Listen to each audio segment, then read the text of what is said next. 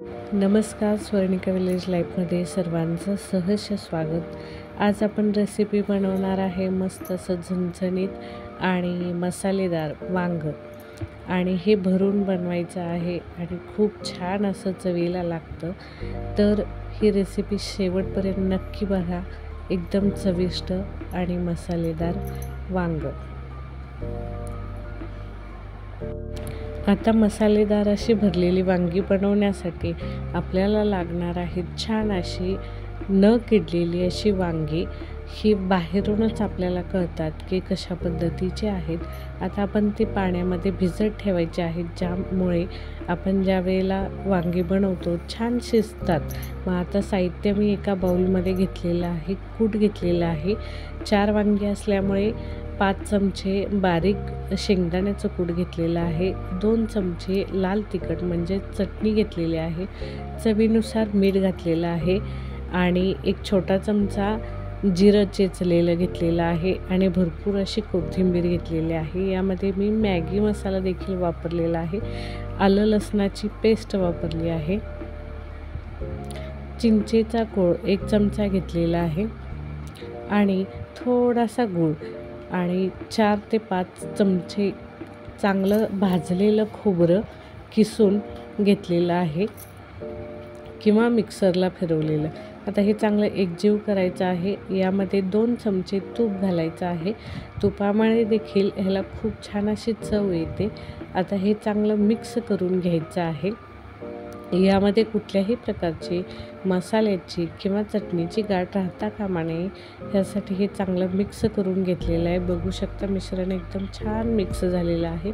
त्याच्यानंतर वांग्याला देठ कट करून घ्यायचं आहे आणि बरोबर मध्यावरती 4 भाग होतील अशा पद्धतीने कट करायचा आहे.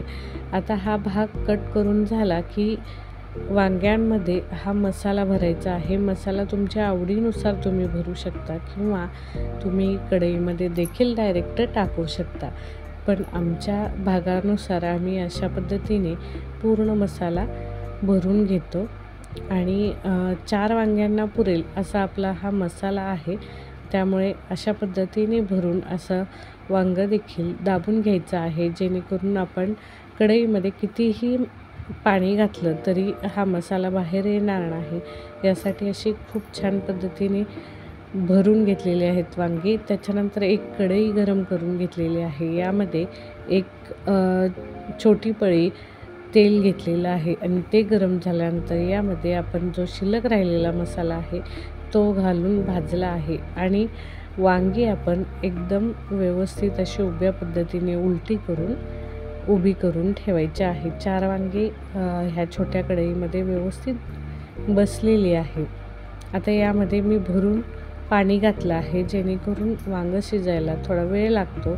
आता हे बारीक गॅसवर छान पद्धतीने शिजवून घ्यायचं आहे आणि 15 ते 20 मिनटातच आपलं वांगं खूप छान मसालेदार तयार होतं. अशा पद्धतीने आपलं वांगं 15 ते 20 मिनटात छान असं शिजलेलं आहे. मसाले देखील खूप छान असा भाजलेला गेला आहे आणि तेल देखील सुटलेलं आहे. बघू शकता. आपण थोडं चेक करायचं की वांगं शिजलं आहे की नाही. आणि आता आपण सर्विंग बाउलमध्ये खाण्यासाठी वाढून घ्यायचं आहे. चपाती भाकरी याच्याबरोबर हे मसाला वांगं खूप छान लागतं आणि सर्वांना ही रेसिपी नक्कीच आवडू शकते. इतकी सुंदर अशी रेसिपी आहे. याच्यानंतर आपण हे सर्व करून घ्यायचं आहे. ही रेसिपी जर तुम्हाला आवडली असेल तर चॅनलला लाईक, शेअर आणि सबस्क्राईब करायला विसरू नका. आणि छान असं भरलेलं वांगं तुम्ही देखील घरामध्ये बनवा. खूप छान आणि चवदार मसालेदार वांगं आपलं तयार आहे. थँक्यू.